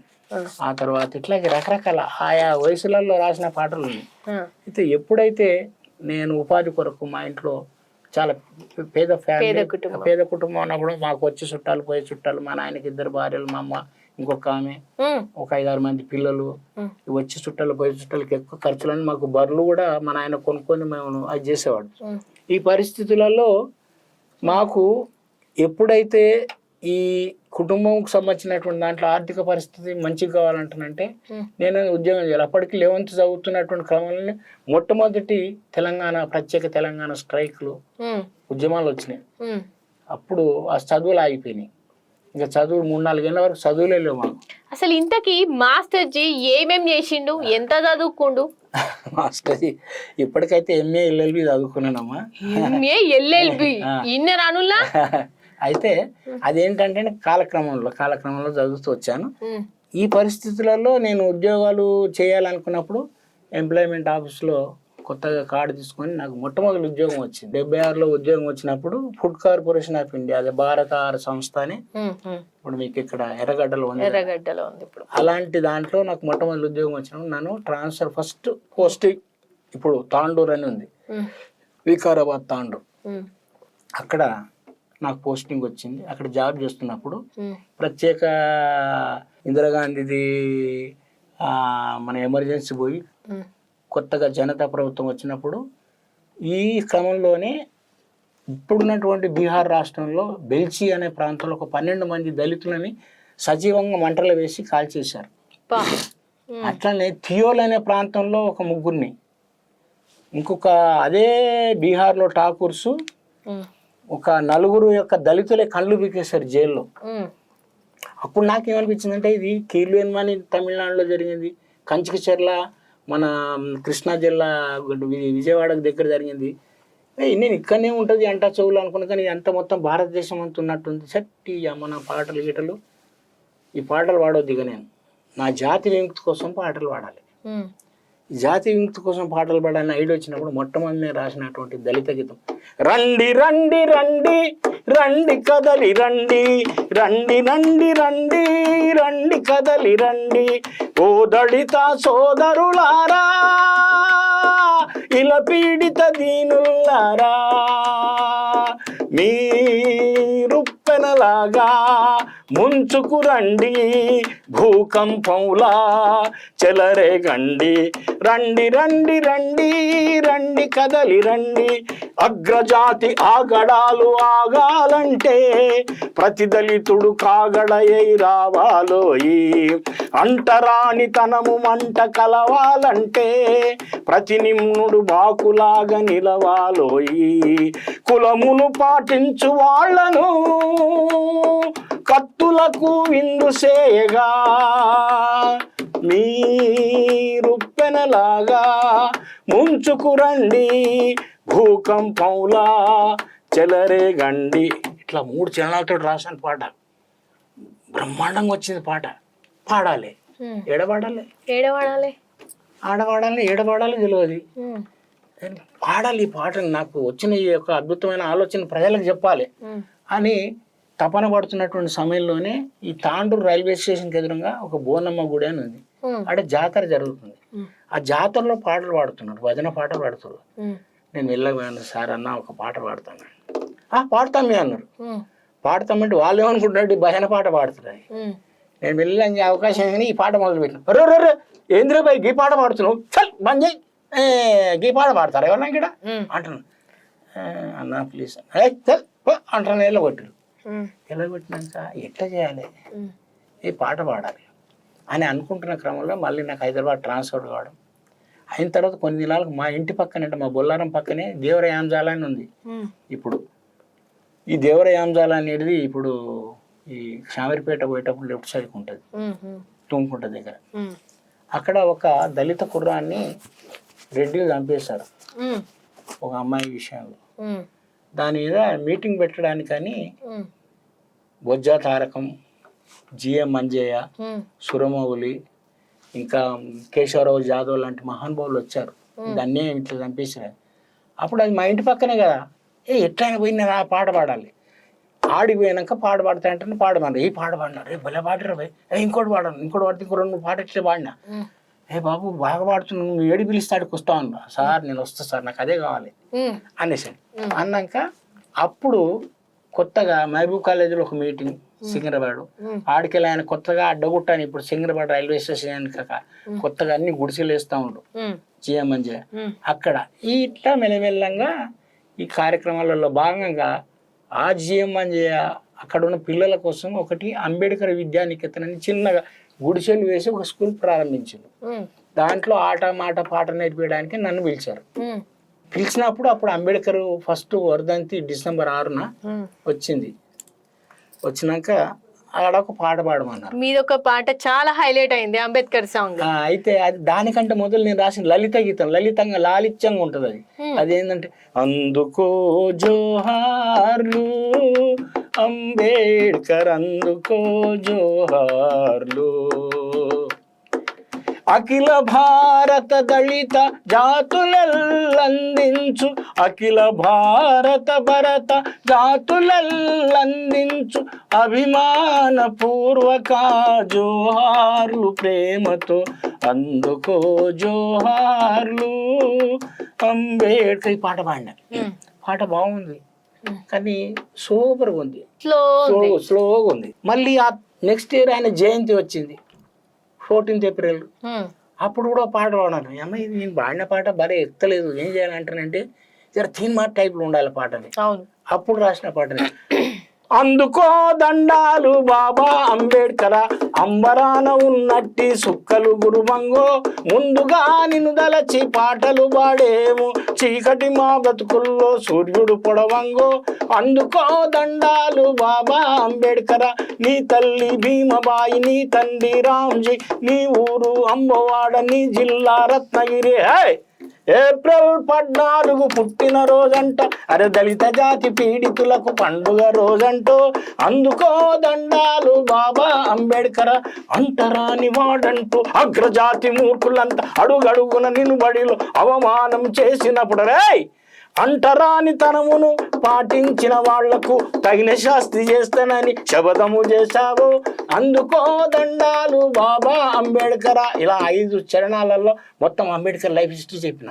5 చరణాలు అంటే 5 చరణాలు అంటే నేను బాడిన 2 బాడిని ఇక్కడ, కానీ అన్ని ఉన్నాయి అన్నమాట. 5 చరణాలు మొత్తం అంబేద్కర్ పుట్టినప్పటి నుంచి ఆయన బౌద్ధంలోకి వెళ్ళే వరకు. ఇప్పుడు ఈ పాట అది ఇంత ఈ బొటుడు ఇంత ఈ మహావృక్షం అంతా అని అక్కడ అడ్డగుట్ట నుంచి ఆడికి చింతల బస్తీకి వెళ్ళి, ఆడికెళ్ళి కాలం చెడుకి వెళ్ళి, అది మొత్తం భారతదేశ వ్యాప్తంగా 6 భాషలలోకి అప్పుడు ట్రాన్స్లేట్ అయింది. మళ్ళీ ఇంకో 2 భాషలు, మొత్తం 8 భాషలలోకి ట్రాన్స్లేట్ అయింది. నేను ఈ పాటని సౌత్ ఆఫ్రికాలో పాడాను, ఈ పాటని ఆస్ట్రేలియాలో పాడాను. ఈ పాట ఒక 3 ఏళ్ల క్రితం అనుకుంటా 10,000 మంది 16 గంటలు కోలాటం ఆడుతూ గుంటూరులో దీని మీద కార్యక్రమం చేస్తే గిన్నిస్ బుక్ ఆఫ్ వరల్డ్ రికార్డులోకి ఎక్కింది అనమాట. ఇది పాట.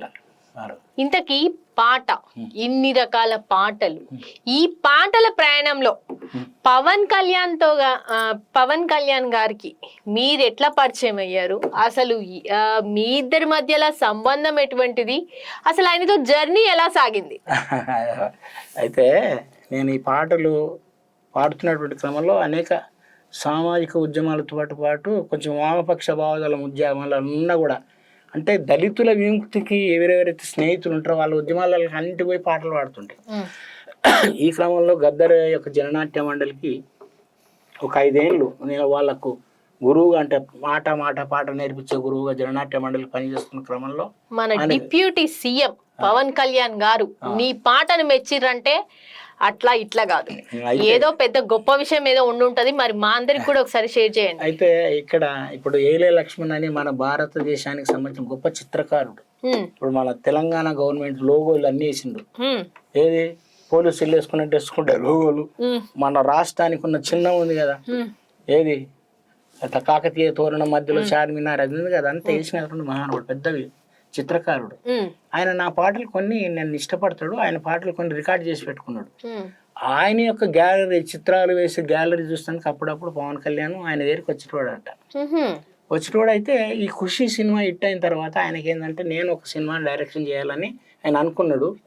అనుకొని ఆ మాటనే లక్ష్మణ్ నేను ఇట్లా ఒక సినిమాని నేను డైరెక్షన్ చేయాలనుకుంటున్నాను, మనకి హైదరాబాద్ స్లాంగ్ మీద మంచి పట్టున్నటువంటి వాళ్ళు ఎవరైనా కొత్త వాళ్ళకి అవకాశం ఇవ్వాలనుకుంటున్నాను, ఎవరన్నా ఉండంటే ఉన్నాడు సార్ మాస్టర్జీ అని ఉన్నాడు, ఆయన ఈ హైదరాబాద్ మీద మంచి పాట రాసిన ఏదో ఒకటి వినిపించమంటే నేను రాసిన పాట ఒకటి వినిపించాడు.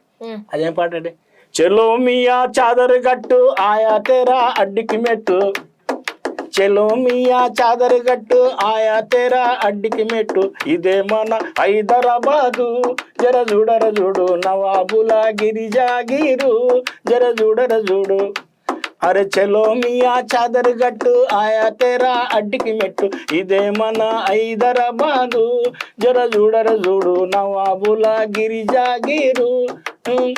అరే పాతాపట్నం కొత్తపట్నం మధ్యల బారేది మూసీ నది, మధ్యల బారేది మూసీ నది, మధ్యల బారేది మూసీ నది, హే మూసీ నది కౌతలొడ్డున జర చూడర చూడు చార్మినార్ కట్టడమంట జర చూడర చూడు పక్కా పొంటే మక్కా మసీదు జర చూడర. ఇట్లా పాట అరే బాగుంది ఆ పాట, ఆయన తీసుకురా అంటున్నాను అన్న సార్.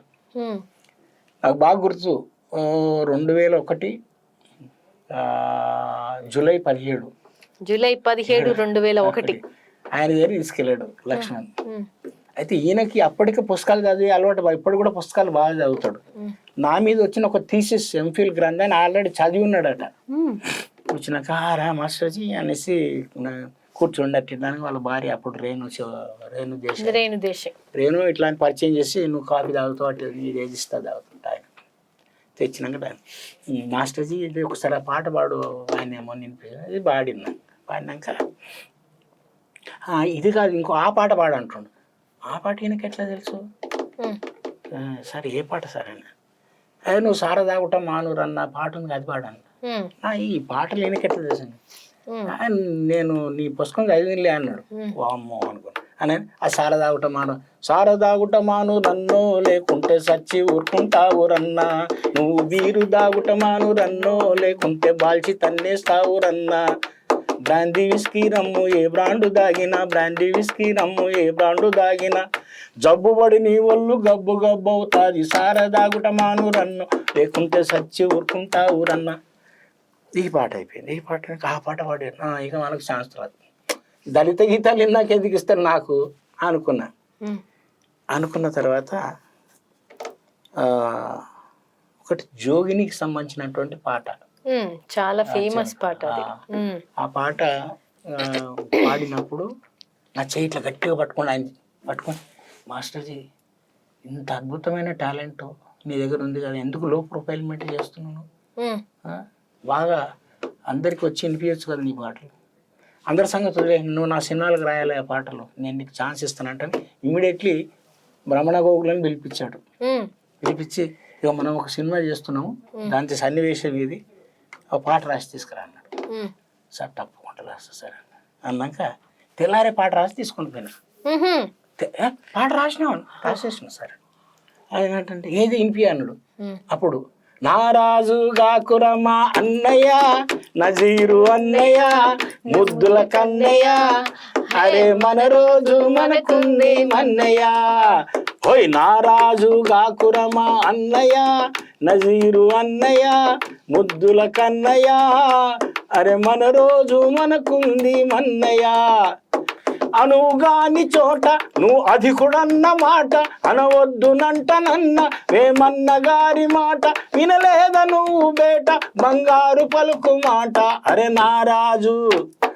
నారాజుగా కురమా అన్నయ్య నజీరు అన్నయ్య ముద్దుల కన్నయ్య, అరే మన రోజు మనకుంది మన్నయ్య.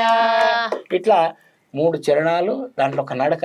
నమ్మొద్దు రన్నో నాయకుని గుమ్మాని కురిదిస్తాడన్నో నాయకుని, నమ్మొద్దు రన్నో నాయకుని నమ్మినోళ్ళు, అరే గుమ్మాని కురిదిస్తాడన్నో నమ్మినోని, మా దేవుడు గొప్పంటాడమ్మో నాయకుడు, మా ప్రార్థన చెయ్యంటాడమ్మో నాయకుడు, మా బైబిల్ చదవంటాడమ్మో నాయకుడు, నాయకుడు, దేవుళ్ళ నడ్డంగా పెట్టి నాయకుడు, దేవుళ్ళ దోషేస్తాడమ్మో నాయకుడు అని ఇట్లా ఈ పాట విన్నాక మాస్టర్జీ ఈ పాట చాలా సూపర్గా ఉంది అనేది మొత్తం దాంట్లో ఒక అక్షరం మార్చలే. అంతకుముందు నారాజు గాకురమా అనే నజీర్ అనే ఎతిప్రాసల కోసం నారాజు నజీర్ అని రాశాను. అంతకుముందు అందులో ఆ యొక్క స్క్రిప్ట్లో వేరే పేరు ఉండే, దాన్ని ఇమీడియట్లీ మార్చేసి నజీర్గా పెట్టేయమన్నాడు. ఈ పాట అయితే నేను పాడిన పాటలకే 2 పాటలు ఆయన స్వయంగా ఆ సినిమాకు నన్ను పాడమన్నాడు. నాకేం భయం అయింది, అబ్బో నేను పాడలేదు, అది సారదాపటం అంటే పాడగా ప్రయత్నం చేస్తాను కానీ నాకు కొత్తగా భయం అనిపించా. మొత్తానికి ఏంటంటే ఆయన 2 పాటలు ఆయన పాడిండు, ఒక పాట రమణ గోగుల పాడి నారాజు కాకురా, అందులో 3 పాటలు. ఇక ఆ తర్వాత అనేక సినిమాలకు గుడుంబ శంకరు, అన్నవరం, తపన, వలయం, ఈ అన్నిట్లలో బాగా హిట్ అయిన సాంగ్ ఏంది మరి మీది? ఇదే నారాజు కాకురా. ఇదొకటి కిల్లి కిల్లి కిల్లి కిల్లి నవిలాక బాగున్నదే నాగమల్లి, కిల్లి కిల్లి కిల్లి కిల్లి నవిలాక బాగున్నదే నాగమల్లి, మత్తుగుంది గమ్మత్తుగుంది కోరికగసి కొట్లాడతానంది, ఓ పిల్లని కిల్లి బాగున్నదే, కిల్లి కిల్లి కిల్లి కిల్లి నవిలాక బాగున్నదే నాగమల్లి. ఇట్లా రాక్షస రాజ్యం రంకెలు వేస్తూ తలపెట్టింది తొలి యుద్ధం, కత్తికి కండగా నరికేటందుకు నేను అట్లా అన్నవరం, ఇట్లాగా తపన, వలయం, సూర్యం, చక్రం, గల్ఫ్ ఒక 23 సినిమాలకు పాటలు రాయడం జరిగింది. మహానుభావుడు చిన్న 23. అట్లాగే 84లోనే నేను అంటే ఈ రంగుల కళ సినిమాలో బి నరసింహరావు మా భూమి సినిమాలకు కారకుడైనటువంటి ఆయన సినిమాలలో అప్పుడు ఎంట్రీ అయ్యి ఆ సినిమాలో ఒక పాటలో పాడడంతో పాటు నటించాను. అట్లా ఒక 6 సినిమాలలో నటించాను. మొన్నటిది రజాకార్ సినిమా వరకు, రజాకార్లో కూడా. తర్వాత ఒక 3 సినిమాలలో పాటలు పాడానమ్మా. దాంట్లో ఏంటంటే ఇది సంగతి అని ఒకటి, అడవి నా తల్లిరా అనేది ఒకటి, ఇంకొకటి వచ్చేసి మన ఇది మనోరమలో. ఇట్లాగా ఒక పాటల రచయితగా, గాయకుడుగా, నటుడుగా ఆ సినిమా రంగంలో. దీనికి కారణం ఏంటంటే నాకు ఉన్నటువంటి అనుభవం, నేను కేవలం గేయ ప్రక్రియనే కాకుండా నాటకాలు రాశాను. ఒక 10 నాటకాలు, నాటికలు, ఒక 4 నాటికలు, ఒకదానికి నంది అవార్డు కూడా. ఎన్ని అవార్డ్స్ వచ్చినాయి మరి మీకు? అవార్డ్స్ వచ్చినాయి లేమా, ఈ గవర్నమెంట్ వచ్చినాయి అయితే 1 2 చాలా వచ్చినాయి. అయితే ఇక్కడ ఈ ప్రక్రియలన్నీ కూడా ఏంటంటే ఆ దాంట్లో మనం నిరూపించుకోవాలనే తపన ఎక్కువ నాకు. కాబట్టి దాంట్లో నాటకాలు రాశాను, పాటలు రాశాను, కథలు రాశాను, వ్యాసాలు రాశాను.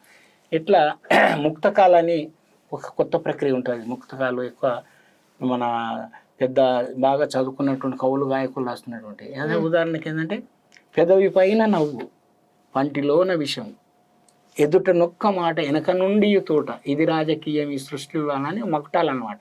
ఇట్లా ఈ ప్రక్రియలన్నీ రాశాను. అయితే అన్నిటికంటే ఇంపార్టెంట్ ఏంటంటే అందరు నన్ను నువ్వు పవన్ కళ్యాణ్కి రాసినవరా పోయి సినిమాలు ఏమోడు ఉంటే మస్తు ఇప్పటికే డబ్బులు మస్తు వస్తుండే కదా, ఊకే అంబేద్కరు, పూలే, బహుజన్ ఇదని పట్టుకుంటావు అంటానంటే నేనేమన్నానంటే ఆ యొక్క జాతులకు సంబంధించిన వాళ్ళు ఇంకా అంధకారంలో ఉన్నారు. ఒక మాట రౌండ్ టేబుల్ కాన్ఫరెన్స్ అంబేద్కర్ 1930 ఆ ప్రాంతంలో, ఏమయ్యా ఈ సభ రౌండ్ టేబుల్ కాన్ఫరెన్స్కి వచ్చిన గాంధీ పోయిండు, జిన్నా పోయిండు, అంబేద్కర్ ఇంకా చాలామంది వెళ్ళారు. వెళ్ళిన తర్వాత ఒక పత్రికా విలేకరి ఇంటర్వ్యూ చేయడానికి వచ్చిండు అందరినీ. మొట్టమొదటి గాంధీ ఉన్నట్టు రూమ్ కాడికి వెళ్ళాడు.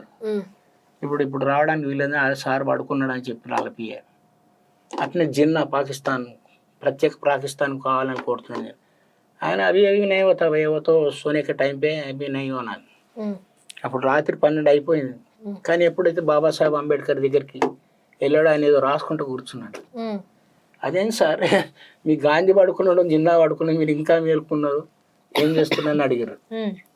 అప్పుడు అంబేద్కర్ అంటాడు, వాళ్ళ వర్గాలకు సంబంధించిన వాళ్ళందరూ హాయిగా పడుకొని ఉన్నారు, సంతోషంగా ఉన్నారు, వాళ్ళు పడుకుంటారు, వాళ్ళందరూ సెటిల్ అయింది కాబట్టి పడుకున్నారు. ఆ ప్రజలు ఇంకా అంధకారంలో ఉన్నారు, బాధలలో ఉన్నారు, వాళ్ళు మేలుకొని ఉండాలి, జాగరూకులుగా ఉండాలంటే నేను మేలుకొని ఉండాలి. అట్లా ఏంటంటే ఆయన చేసినటువంటి కష్టానికి సంబంధించి అనేకమైనటువంటి పాటలు అంబేద్కర్ గురించి, బుద్ధుడు గురించి, పూలే గురించి, పెరియార్ గురించి, నారాయణ, ఈ బహుజన ఉద్యమాలకు సంబంధించి సావిత్రిబాయి పూలే, రమాబాయి గురించి అందరి గురించి పాటలు రాసేటువంటి అవకాశం వచ్చింది. సో ఈ క్రమంలోనే నేను మూలవాసుల సిద్ధాంతానికి సంబంధించినటువంటిది ఎప్పుడైతే సిద్ధాంతం చెప్పడం మొదలు పెట్టానో దాని మీద బాగా చర్చ. ఈవెన్ ఇప్పుడు అది ఒకప్పుడు మూలవాసులు ఏందన్నట్టుగా కంచేయాలి మూలవాయి కొత్త కొత్త మాటలు చెప్తాడు ఈ మాస్టర్జీ, ఏందా మూలవాసులు అంటే అడుగుతున్నాను మా యొక్క యూనివర్సిటీలో అని చెప్పి. ఇప్పుడు ప్రతి ఒక్కరు కూడా మూలవాసుల గురించి మాట్లాడు. ఈవెన్ సినిమాలలో కూడా మూలవాసులు అనే పదం ఇంక్లూడ్ అయింది. అట్లనే నేను 100 గొంతులు 1000 డప్పులు 100 గొంతులు 1000 డప్పులు మొట్టమొదటి కార్యక్రమాన్ని డప్పు యొక్క గొప్పతనం. మీరు 100 గొంతులు 1000 డప్పులు అంటే ఒక డౌట్ వచ్చింది, చెప్పండి. 100 గొంతులు 1000 డప్పులు అనే ప్రోగ్రామ్ మీరే చేసిరు. ఇదే దీన్ని ఇన్స్పిరేషన్ గా తీసుకొని మా నాన్న మందకృష్ణ అన్న ఏం చేసిండంటే 1000 గొంతులు 1,00,000 డప్పులు. దీని మీద మీరే సమాధానం చెప్తారు? సమాధానం ఏందమ్మా, ఇప్పుడు ఆయన ఒక్కడే కాదు చాలా మంది చేశారు. ఇప్పుడు అప్పుడు కేసీఆర్ వాళ్ళ అంటే వాళ్ళ అన్న కూతురు ఆమె ఏం చెప్తుందంటే, మాకు కేసీఆర్ చాలా ఇది చేస్తుండే అది చేస్తుండే, ఆయనకు 100 డప్పులు 100 చెప్పులు తోటి సన్మానం చేస్తాను. అట్లా గద్దర్ కూడా అట్లాగే 100 కొవ్వొత్తులు అవి చేస్తాను. చాలా మంది చేస్తారు, ఇన్స్పిరేషన్ ఎవరైనా కావచ్చు. కాబట్టి ఏంటంటే ఆయన చేస్తున్నటువంటి కార్యక్రమం ఇప్పుడు ఆయన ఇప్పుడు ఈ యొక్క ABCDలకు సంబంధించినటువంటి సాధన చేయాలని, వచ్చిన దాన్ని కాపాడుకోవాలి, దాన్ని ప్రజలలోకి తీసుకెళ్లాలని దీనితో చేస్తున్నాడు.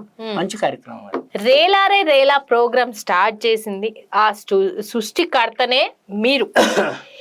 ఇంతకీ అది చేసింది మీరేనా కదా? నేనంటే అమ్మా ఇప్పుడు మా టీవీ అనేది ఒకప్పుడు నడుస్తూ ఉండేది. ఒకప్పుడు దాంట్లో అనేక అంటే వార్తలు వాటితో పాటు సురేష్ అనే అతను ఒక అంటే ఆయన ఆ కార్యక్రమానికి ఆయన స్టైల్ అని ఒక కార్యక్రమాన్ని చేసేవాడు. స్టైల్ అప్పుడు నేను ఎప్పుడైతే ఈ జానీ సినిమాకు పాట రాసి బాగా హిట్ అయినాక నన్ను ఇంటర్వ్యూ చేయడానికి తీసుకొని ఒక 2-3 చోట్ల తిరిగి మంచిగా కూర్చొని, అప్పుడు నేను ఇవన్నీ ఎందుకు ఎత్తుకుతారండి అని, దీనికి బదులు మీరు ఒక నిధి ఉంది, జానపదుల నిధి ఉంది, ఈ నిధిని మీరు బయటకు తీసుకొచ్చినట్టయితే ఎంతో గొప్పగా సేవ చేసిన వాళ్ళు అవుతారని చెప్పి అక్కడ మన ఒక ఇప్పుడు బద్దం మన వాళ్ళ యొక్క స్టూడియో దగ్గర ఒక మనకు తెలిసిన ఆఫీస్లో ఇంటర్వ్యూలో చెప్పాను అనమాట.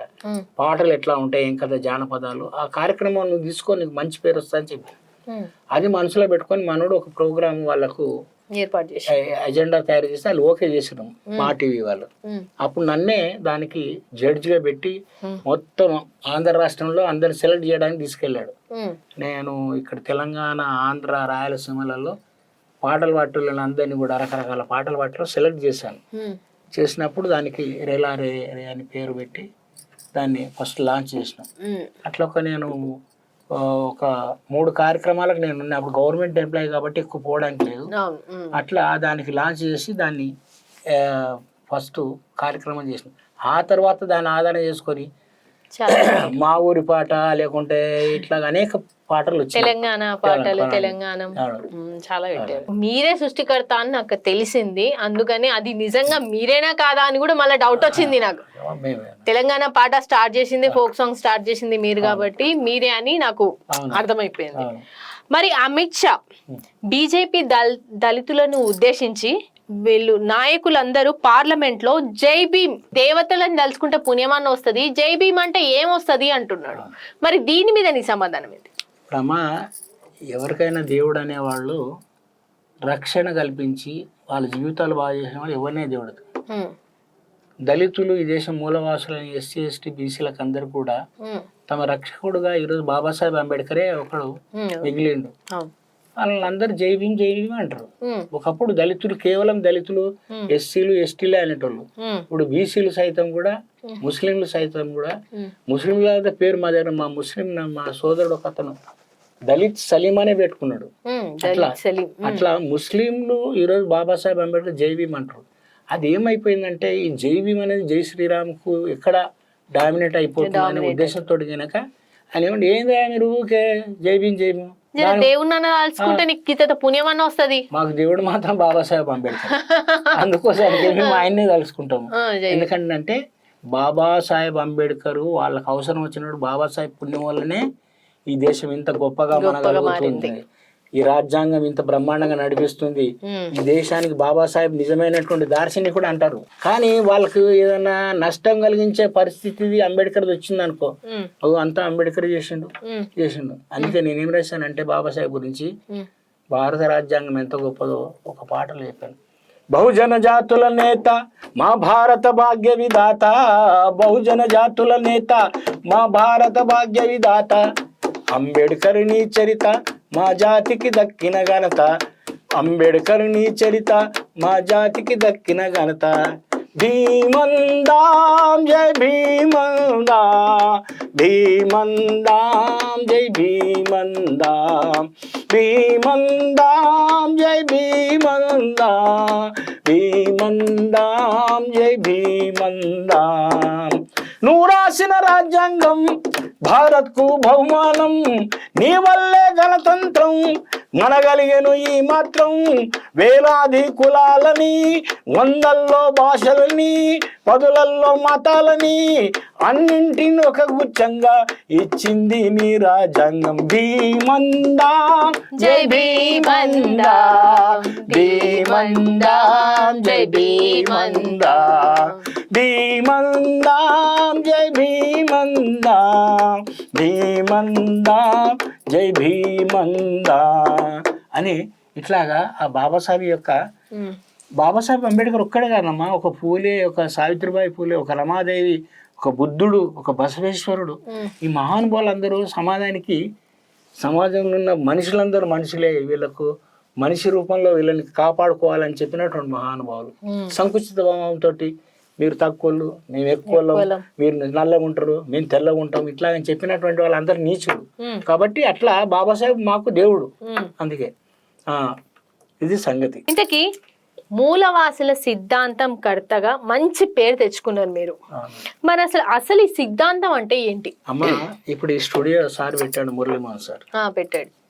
ఓనర్ దాయనే కదా దానికి. అవును, నువ్వు ఓనర్ అన్నావు అనుకో, నేను కాదు అంటారు ఇవ్వాలి రేపు. అదే ఇప్పుడు మనువాదులు ఏంటంటే కొంచెం అలా అడ్డ దొరికదాకా సారు అడవరు, నేనే పెట్టినా, నేనే చేసినా, ఇది నాదే, ఆ సార్ని బయటకు వెళ్ళగొట్ట అంటారు. అంటే మూలవాసులు అంటే ఎవరంటే ఎవరైతే ఒక దానికి సృష్టికర్తలో, ఎవరైతే ఒక దాన్ని కనిపెట్టారో, ఎవరైతే మొదటి నుంచి దాన్ని పట్టుకొని వేలాడుతున్నారో వాళ్ళు మూలవాసులు. భారతదేశానికి మూలవాసులను మేము, విదేశీయులు ఆధిపత్య కులాల వాళ్ళు. అంటే ఈ మూలవాసులు అనే వాళ్ళు ఎవరంటే ఇక్కడే పుట్టి, ఇక్కడే పెరిగి, ఇక్కడే తమ జీవితాన్ని సర్వస్వాన్ని వ్యాపించి హరప్పా మొహంజదార నగరాలను కట్టి, రామాయణ మహాభారతాలను రాసి, బాబాసాహెబ్ మేడు భారతదేశానికే రాజ్యాంగం రాసి ఇచ్చినటువంటి కెపాసిటీ కలిగినట్టు వాళ్ళందరూ కూడా దేశ మూలవాసులు. మూలవాసులు ఏంటంటే దానికి డిమార్కేషన్ పెట్టిన మూలవాసులు, విదేశీయులు. మూలవాసులు అంటే ఇక్కడ పుట్టి ఇక్కడ పెరిగిన వాళ్ళు, విదేశీయులు అంటే బయటికి వెళ్ళి వచ్చిన వాళ్ళు, అంటే ఇండిజినస్ పీపుల్, ఏలియన్స్. తర్వాత ఇక్కడికి సంబంధించినటువంటి మూలవాసులకు ఉన్నటువంటి లక్షణాలు ఏంటి? మూలవాసులు ఎప్పుడైనా భౌతికవాదులు, వీళ్ళు భావవాదులు. మూలవాసు సొంత ప్రతిభ కలిగినటువంటి వాళ్ళు, వీళ్ళు కాపీ మాస్టర్స్. విదేశీయులు మూలవాసులు సైంటిస్టులు, వాళ్ళు ఆర్టిస్టులు.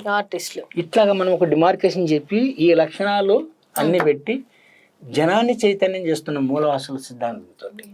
ఇప్పుడు ఈ సిద్ధాంతం బాగా జనాలకి వెళ్తున్నటువంటి అంశం. మొన్న జనవరి 26 రోజున మందకృష్ణ అన్నకి పద్మశ్రీ అవార్డు ఇచ్చారు కదా, దీని మీద మీ అభిప్రాయం ఏంటి? పద్మశ్రీతో పాటు చాలా మందికి ఇచ్చారమ్మా. మందకృష్ణ మాదిగకి దాంతో పాటు ఇంకా చాలా మందికి ఇచ్చారు. అయితే మందకృష్ణ మాదిగకు రావడం అనేది ఆయన యొక్క కృషి, ఆయన పట్టుదల, ఆయన 30 ఏళ్ళుగా చేస్తున్నటువంటి ఆ యొక్క ఒక సుదీర్ఘ పోరాటానికి సంబంధించి గుర్తించి ఇచ్చారు. చాలా మందికి పద్మశ్రీలు ఇస్తారు. ఉదాహరణకి పేరు ఊరు తెలియకుంటే ఏం పని చేయని వాళ్ళు కూడా పద్మశ్రీ వచ్చినాయి కొంతమందికి. అంటే ఇప్పుడు వడ్డించేటోడు తనోడు అయితే ఎక్కడైనా కూర్చుంటే 4 ముక్కలు పడతాయి అంటారు కదా. కానీ ఈయనకు కరెక్ట్ గా ఆయన చేసినటువంటి సేవకు రావడం అనేది సముచితంగా ఉంది. ఓకే, అది నేను ఆయన కంగ్రాచులేషన్ చెప్తున్నాను. సో మా స్టూడియోకి వచ్చి ఈ రోజు మీరు ఇన్ని విషయాలు మాతో షేర్ చేసుకున్నందుకు thank you so much. Thank you అమ్మా. మంచి కార్యక్రమం ఇలాగే చేస్తూ మీరు దినదిన ప్రవర్తమానంగా కావాలనుకుంటున్నాను. Thank you very much. చూసారు కదా మా మాస్టర్ జీ పాడిన పాటలు, అలాగే చెప్పిన విషయాలు. నెక్స్ట్ వీడియోలో మరొకరితో మళ్ళీ మీ ముందుంటా. అప్పటి వరకు చూస్తూ ఉండండి elite media Telugu. Thank you.